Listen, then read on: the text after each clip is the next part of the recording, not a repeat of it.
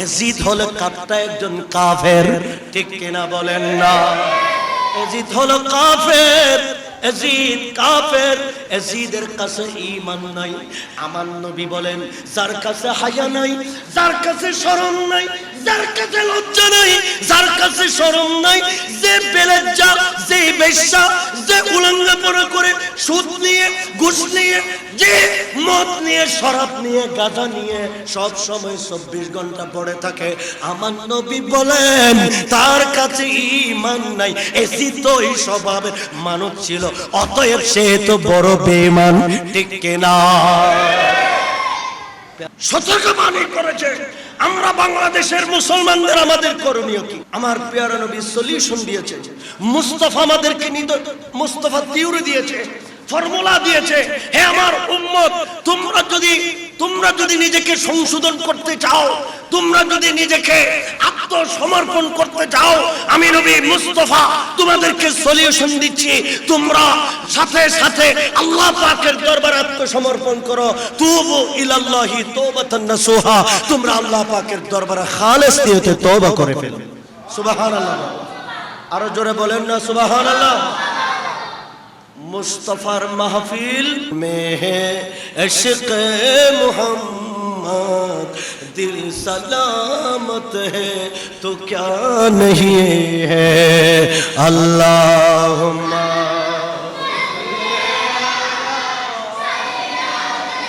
ना मौलाना वाला अली देना।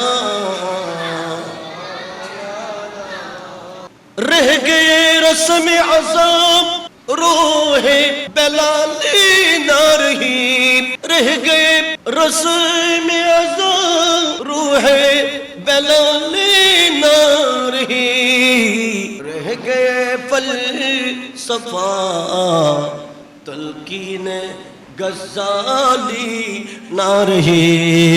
अल्लाहुम्मा सल्ली ना मौलाना व अला अली सय्यिदिना।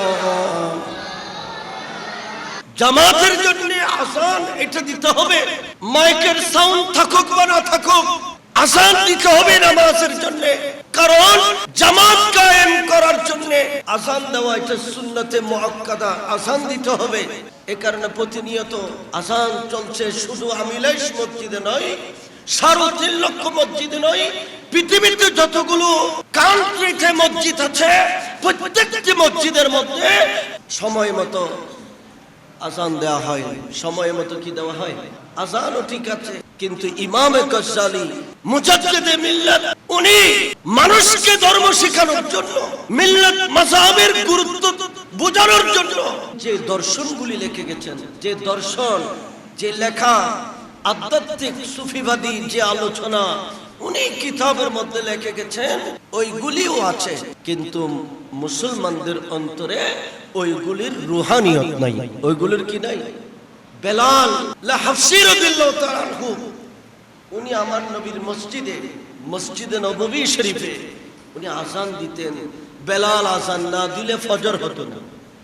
বেলাল আযান না দিলে, এরা কথা বলে না, বেলাল আযান না দিলে কি হতো না? ফজর হতো না। বেলালের আযানের যে রুহানিয়ত, আযানের প্রেম, আযানের ভালোবাসা, বেলাল যেভাবে আল্লাহকে রাজি করার জন্য, আল্লাহকে সন্তুষ্ট করার জন্য বেলাল মসজিদে নববী শরীফে আযান দিয়েছে, ওই আযানের রুহানিয়ত কিন্তু আমাদের কণ্ঠে এখন আর নাই। নিয়ম অনুযায়ী আমরা এমনি আযান দিই, তো আযানের রুহানিয়ত আমাদের কাছে, কথা বলেন না কেন? আযানের রুহানিয়ত আমাদের কাছে, এই রুহানিয়ত মুসলমানদের থেকে কেড়ে নিয়েছে। এটার পিছনে ইহুদি নাসারাদের একটা বিশাল ষড়যন্ত্র আছে। এখনো কিন্তু সেই ষড়যন্ত্র চলছে। আর সেই ষড়যন্ত্রের যেটা বীজ বপন হয়েছে, এটা 61 হিজরির কারবালার জমিনে ইমামে হুসাইনকে ইয়াজিদ শহীদ করে দেওয়ার মাধ্যমে সেই ইয়াজিদ সেই ইহুদিদের এজেন্ডা বাস্তবায়ন করা শুরু করে দিয়েছে।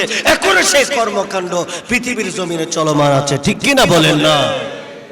কথা বলেন ঠিক কিনা? আহলে সুন্নাত ওয়াল জামাত মাহফিল করে, সিদ্দিক আকবরের স্মরণে মাহফিল করে, শাহিন শাহের শ্রীকুটের স্মরণে মাহফিল করে, ইমাম হুসাইনের স্মরণে মাহফিল করে, গৌসে আজম দস্তগীরের স্মরণে মাহফিল করে, গরিবে নওয়াজের স্মরণে মাহফিল করে। এইভাবে শবে বরাত, শবে কদর, শাবানুল মুআজ্জম, এইভাবে এইগুলি এক একটা দিনকে স্মরণ করে মুস্তাফার উম্মত মাহফিল করে। আর মাহফিলের আমাদের তৃপ্তি কি, লাভ কি? যে আমার প্রিয় নবী মুস্তাফা যে বলেছেন যে এই রকমের গজব দেখে তোমরা তওবা করো, এই মুস্তাফার মিলাদের মাধ্যমে মিলাদ পাক যারা করে, যারা আসে অনায়াসে তাদের তওবা হয়ে যায়। আল্লাহ পাক রব্বুল আলামিন আমাদের তওবা কবুল করেন। আল্লাহ আকবার, ইয়া রাসূলুল্লাহ, জিন্দাবাদ। আল্লাহ আল্লাহর হাবিবকে সৃষ্টি করে প্যারা নবী মুস্তাফাকে আল্লাহ বেহেশতের জমিনে আমার রাসূল পাককে রাখলেন। আল্লাহ পাক রব্বুল আলামিন সেই বেহেশতের জমিনে একটা গাছ বানিয়েছেন। এই গাছের নাম হচ্ছে সিদরাতুল ইয়াকিন।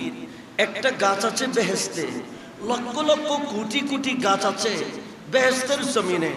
ওখানে একটা গাছের নাম হচ্ছে সিদরাতুল ইয়াকিন। সেই সিদরাতুল ইয়াকিন গাছে 60টা ডাল আছে।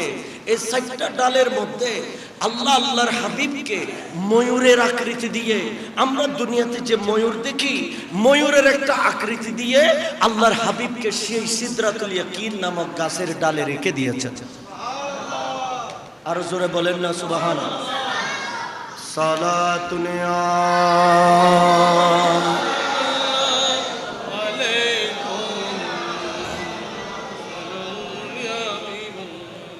প্যারা হাজিরিন,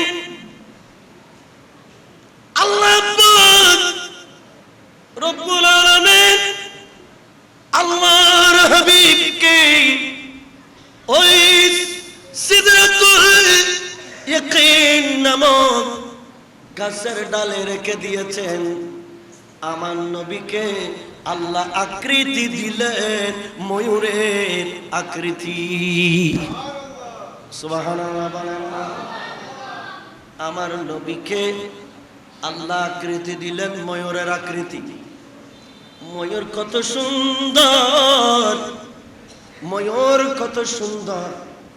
পেখম কুলে যখন নাচে, ময়ূরের নাচ চমৎকার, ময়ূর দেখতে চমৎকার, ময়ূর সৌন্দর্য। আল্লাহর সৃষ্টির মধ্যে পাখিদের মধ্যে একটা সুন্দরতম পাখি, লজ্জাবতী পাখি এই ময়ূর।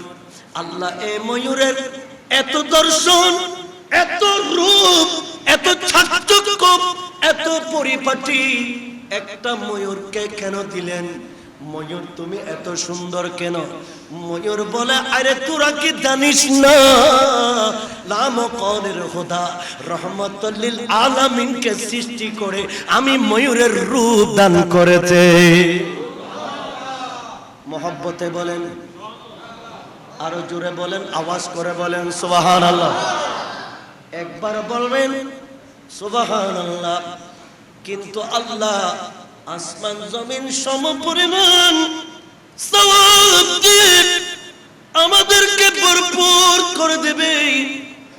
এই কারণে যারা আহলে সুন্নাহ ওয়াল জামাতের প্রেমী, এদের আওয়াজ হবে বাঘের গর্জনের মতো, সিংহের গর্জনের মতো, বিড়ালের মতো নয়। আমরা মসজিদে আসলো বাঘ, ময়দানে গেল বাঘ, ঠিক কিনা? জোরে বলেন না সুবহানাল্লাহ। আরো মহব্বতের আওয়াজে সুবহানাল্লাহ, সুবহানাল্লাহ, আলহামদুলিল্লাহ, লা ইলাহা ইল্লাল্লাহ, সুবহান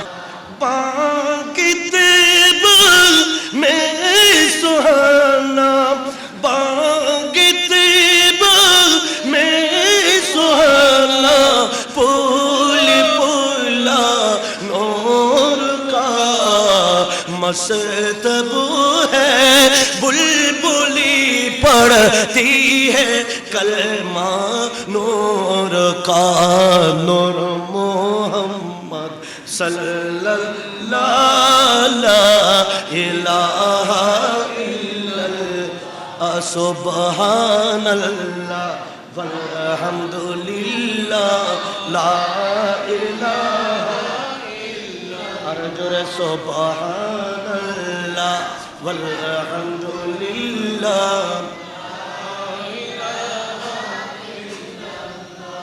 बाबारा मुरब्बीरा আল্লাহ আমার রাসূলকে সিদরাতুল ইয়াকিনে রেখে দিলেন। আমার নবী ময়ূর রূপে আছে। কিতাবের ভিতরে বয়ান দেন আমার রাসূল সেই বেহেশতে জমিনে ৭০,০০০ বছর আমার নবী সিজদায় পড়ে আল্লাহ পাকের তাসবিহ তেলাওয়াত করেছে।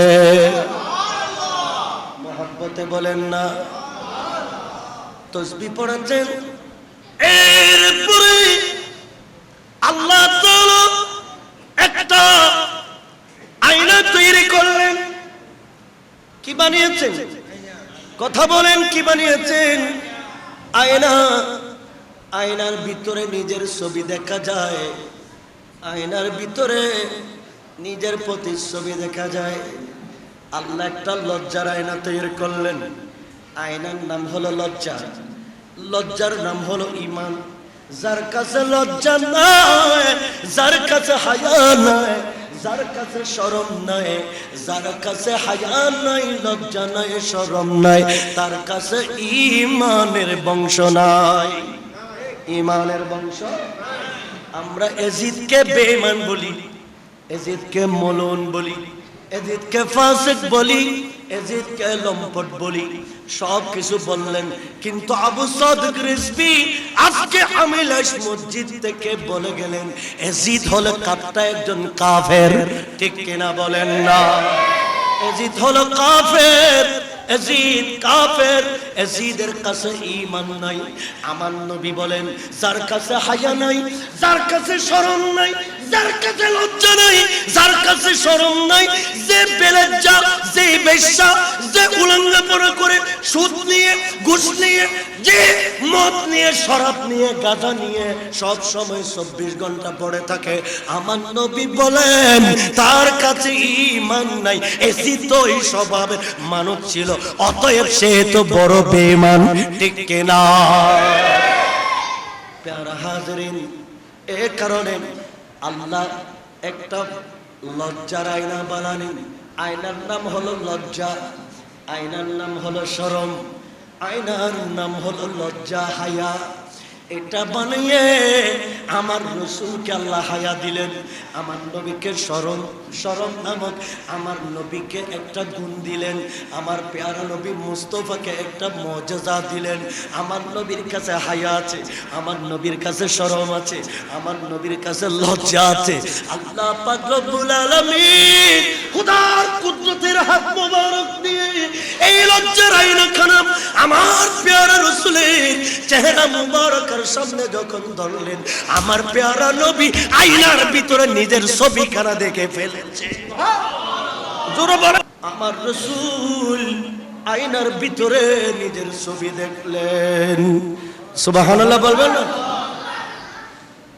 যখন আয়নার ভিতরে মুস্তাফার ছবি দেখেছে, আমার পেয়ারা নবী লজ্জায় অবনত হয়ে গেছে। আল্লাহ এত চমৎকার ভাবে আমাকে তৈরি করেছে, আমি কতই না সুন্দর। সুবহানাল্লাহ বলেন না? আমার পেয়ারা নবী মুস্তাফার মতো সুন্দর পৃথিবীতে আর কিছু আছে? কথা বলেন, আছে? মুস্তাফার মতো সুন্দর যেমন কিছু নেই। মুস্তাফা বলেন আমি তোমাদেরকে জানিয়ে রাখছি, আমার কলিজার টুকরো নাতি ইমাম হুসাইনের মতো সৌন্দর্য এই পৃথিবীতে আর কিছু নেই। জোরে বলেন না সুবহানাল্লাহ? ইমাম হুসাইনকে দেখলে হুসাইনের ভিতরে মুস্তাফাকে দেখা যায়, মুস্তাফাকে দেখা যায়। আল্লাহুম্মা ইন্না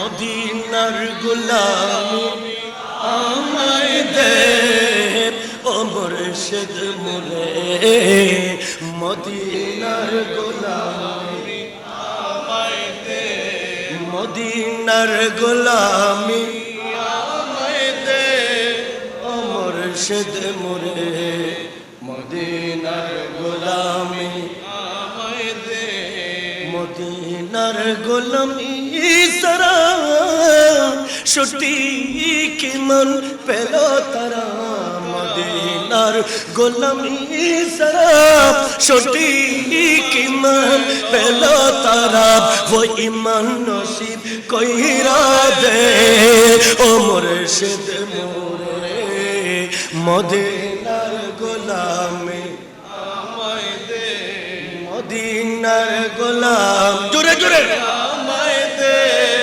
ও মুর্শিদ মোরে মদিনার গোলামি আমায় দে প্যারা হাজরিন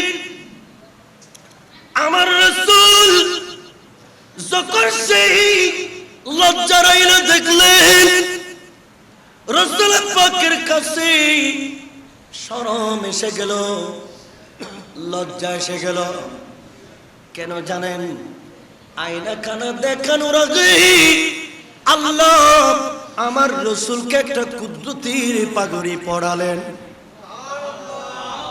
এরা সুবহানাল্লাহর আওয়াজ দেয় না আমার নবীকে লজ্জার আয়না দেখাবে দেখানোর আগে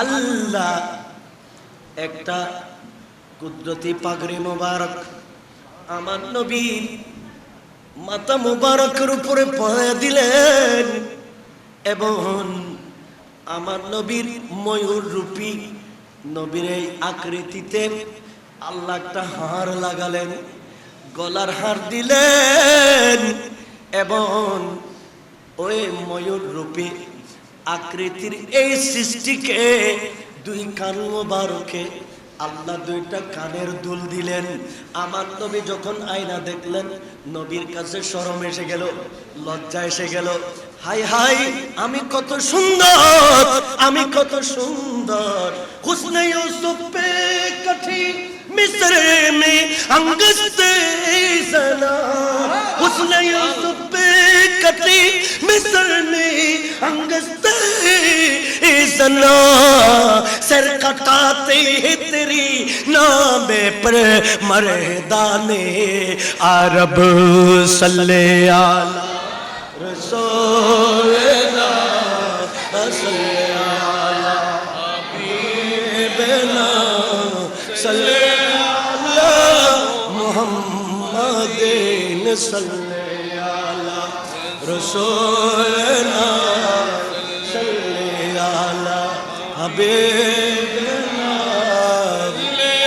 अल्लाह मुहम्मदिन तहन में सदा तुम्हारे लिए बदन में जा तुम्हारे लिए दहन में सदा तुम्हारे लिए बदन में का तुम्हारे लिए हम आए यहाँ तुम्हारे लिए हम उठे भी वहाँ तुम्हारे लिए सल्ले आला रसूलना रसूलना हबीबना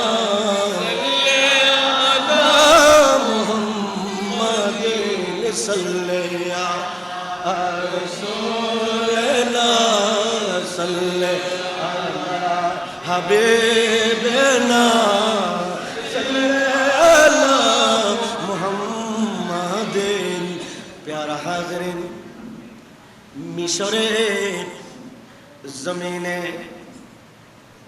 मिस्रेर 40 জন নারী ইউসুফ আলাইহিস সালামকে যখন মিশরের রাজপ্রাসাদে দেখলেন ওয়াকাত্তানা আইদিয়াহুন্না এরা ইউসুফকে দেখে মিশরের মেয়েরা নিজেদেরকে ধরে রাখতে পারে নাই আল্লাহ কোরআনে বলেন এরা এদের হাত চাকু দিয়ে কেটে কেটে টুকরো টুকরো টুকরো টুকরো করেছে।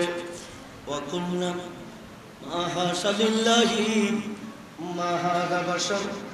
এরা বলে আরে ইনি তো মানুষ নয়, ইনি তো মানুষ না, ইনি কে? ইনি তো আল্লাহর পক্ষ থেকে প্রেরিত একজন ফেরেশতা। এই কথা এরা বলেছে। জুলাইহা বললেন না, যার কারণে তোমরা আমি জুলাইখার সমালোচনা করতে, ইনি হচ্ছেন আল্লাহর নবী ইউসুফ। যাকে দেখে, যার সৌন্দর্য দেখে, যার সিরত দেখে তোমরা তোমাদের হাত কেটে ফেলেছ। আরে ইউসুফের সৌন্দর্য দেখে মিশরের মেয়েরা হাত কেটে ফেলে, কিন্তু মুস্তাফার সৌন্দর্য দেখে মুস্তাফার উম্মত কারবালার প্রান্তরে নিজের জান পর্যন্ত দিয়ে ফেলে। সুবহান। মুস্তাফার সৌন্দর্য দেখে মুস্তাফার আশিকরা মুস্তাফার বিরুদ্ধে কথা বললে আর মুস্তাফার পক্ষে জান দিতে প্রস্তুত, ঠিক না? প্যারা হাজরিন, আমার রাসূল যখন আয়নাটা দেখলেন, আয়না দেখার পরে আমার রাসূল তাড়াতাড়ি আল্লাহকে সিজদা দিয়ে দিলেন। আয়না দেখে সজদায় পড়লেন। আমার নবী একবার নয়, দুইবার নয়, তিনবার নয়, বরাবর 5 বার আমার নবী আল্লাহকে সিজদা দিয়েছে। সুবহান। আরো জোরে বলেন না সুবহান। আল্লাহকে সিজদা দিয়েছে। এই কারণে আল্লাহ এই 5টা সিজদাকে এমন ভাবে স্মরণ লাগলেন, ইয়া রাসূলুল্লাহ আপনার উম্মতের নামাজ হবে 5 ওয়াক্ত। 5টা সিজদার বিনিময়ে নবীর উম্মতকে দিলেন 5 ওয়াক্ত নামাজ। আল্লাহ পাক বলেন, ইয়া রাসূলুল্লাহ আপনাকে এই কুদরতি আয়নাখানা দেখানোর আগে আপনার মাথায় একটা পাগড়ি পরাই দিলাম। এই পাগড়ির নাম কি জানেন? ইয়া রাসূলুল্লাহ এটার নাম হচ্ছে শের হুদা মাওলা আলী। সুবহান। এটার নাম হলো আলী। এই পাগড়ির নাম কি? কথা বলেন, এই পাগড়ির নাম কি? মাওলা আলী। ইনি আপনার আহাল, ইনি আহলে বাইত রাসূল। ইয়া রাসূলুল্লাহ আপনার গলায় যে হার কানে পড়ানো হলো, যে হারটি আমি আল্লাহ পড়ে দিলাম, এই হারের নাম কি জানেন? এটার নাম হলো খাতুনে জান্নাত, আপনার কলিজার টুকরো মেয়ে ফাতেমা। আরো জোরে বলেন না। এটার নাম কি? কথা বলেন, এটার নাম কি? আমার নবীর সেরে পাকের উপরে যে পাগড়ি মুবারক ছিল এটার নাম হলো মাওলা আলী। হার মুবারকার নাম ছিল ফাতেমা জাহরা। আমার রাসূলের 2 কান মুবারকে 2টা সোনার দুল ছিল। আল্লাহ বলেন এই দুলের নাম ইমাম হুসেন, এই দুলের নাম ইমাম হাসান। সুবহান। আরে জোরে বলেন না সুবহান। এরা হলেন আপনার আহলে বাইত। এরা হলেন আপনার, কথা বলেন না কেন? এরা হলেন আপনার একেবারে শুরু থেকে, যখন দুনিয়াদারি সৃষ্টি হয় নাই, আমার নবী বেহেশতে ছিলেন, ময়ূরের আকৃতিতে ছিলেন। সেদিন থেকে আল্লাহ আমার রাসূলকে আহলে বাইত পরিচয় করে দিয়েছেন।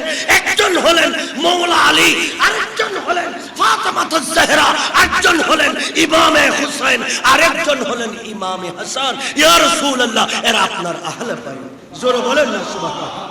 আরো জোরে বলেন না সুবহান। আপনাদের কি কষ্ট হচ্ছে? শেষ করে দিতাম, শেষ করব না? আল্লাহুম্মা সাইয়্যিদিনা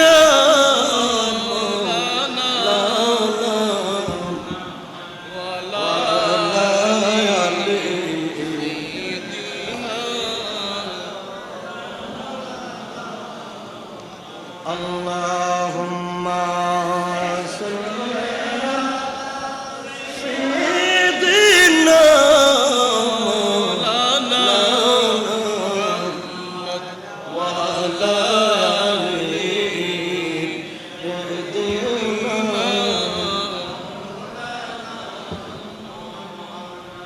দয়াল নবী প্রাণের নবী আমাদেরকে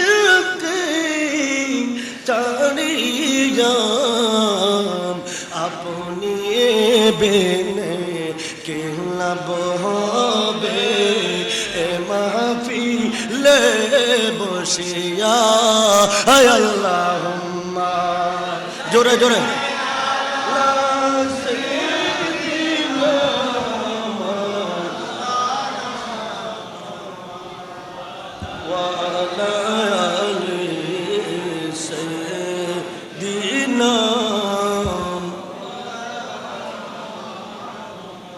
কেঁদে নবী বুক বসাই উম্মতের মাঝাই কেঁদে নবী বুক বসাই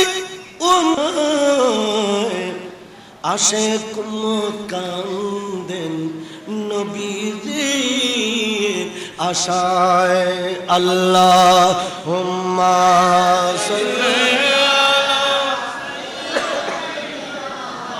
মাওলানা ওয়া আলা আলি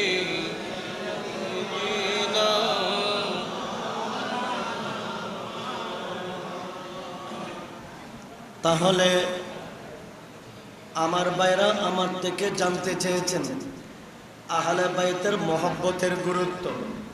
এটার নাম হলো ঈমান। এটার নাম কি?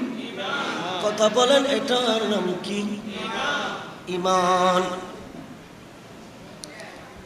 প্যারা হাজরিন, কথা বলবেন। আমার রাসূল মেরাজ রাতে আমার নবী মেরাজ শরীফে গেলেন। আল্লাহ বেহেশত পরিদর্শন করাচ্ছেন। আল্লাহ পাক আমার রাসূলকে বেহেশতের জমিনে নিয়ে গেলেন। ওখানে বেহেশতের দুই পাশে দুইটা হিনুসিন লাইট আল্লাহ বেহেশতে লাগিয়ে রাখলেন। সুবহানাল্লাহ বলেন না। আপনারা মসজিদের ভিতরে এতগুলি লাইটিং করেছেন কেন? আলো করার জন্য, ঠিক কেনা বলেন না? মসজিদ আলো হবে, সৌন্দর্য বাড়বে। আল্লাহ বেহেশতকে আলো করার জন্য বেহেশতের মধ্যে রং বেরঙের লাইটিং করলেন। আল্লাহ বেহেশতের মধ্যে লাইট লাগালেন। বেহেশতের কোনায় কোনায় লাইট আছে, বেহেশতের ঘরে ঘরে রুমে রুমে লাইট আছে। কিন্তু আমার রাসূল দুইটা লাইট আমার নবীর বেশি পছন্দ হলো। আল্লাহ পাক বলেন, ইয়া রাসূলুল্লাহ, এই দুটা লাইট কি আপনারা লাগবে? হ্যাঁ বাইলাহি, আমার এই দুইটা লাইট লাগবে। আমি এগুলো ব্যস্ত থেকে দুনিয়াতে নিয়ে যাব। আমি নবী ধর্মকে সাজাবো। একটা লাইটের নাম হুসাইন, আর একটা লাইটের নাম হাসান। দুইটা লাইট মেরাজ শরীফের রাতে আমার প্যারা নবী ওই বেহেশতের জমিন থেকে আমার নবী নিয়ে আসলেন। একটা হলো হুসাইন, আর একটা হলো কি? কথা বলেন না কেন? আরেকটা হচ্ছে কি? আল হাসানু ওয়াল হুসাইনু রায়হানি মিনাদ দুনিয়া। হে আমার উম্মত, হাসান এবং হুসাইন দুনিয়ার জমিনে আমি নবীর দুইটা ফুল, এরা জান্নাতি ফুল, জান্নাতি ফুল। এই দুইটা আমি নবীর ফুল, এই দুইটা আমি নবীর। কথা বলেন, আমি নবীর প্যারা হাজরিন। হাসানও বড় হচ্ছে, হুসাইনও বড় হচ্ছে। মা হলেন আটখানা জান্নাতের সরদারিনী। মা হলেন ফাতেমা, বাবা হলেন শেরে খোদা। কেমন নিসবত দেখেন, কত চমৎকার দৃশ্য। মা হলেন ফাতেমা, বাবা হলেন মৌলা আলী, ছেলে হলেন হাসান এবং হুসাইন। এই দুইজন আস্তে আস্তে বড় হচ্ছে, বড় হয়ে উঠছে।